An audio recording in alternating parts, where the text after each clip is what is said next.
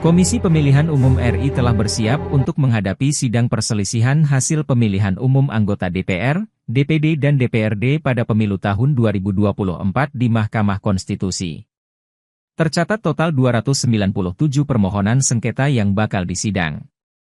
Sengketa itu terdiri dari 285 permohonan untuk anggota DPR dan DPRD serta 12 permohonan anggota DPD.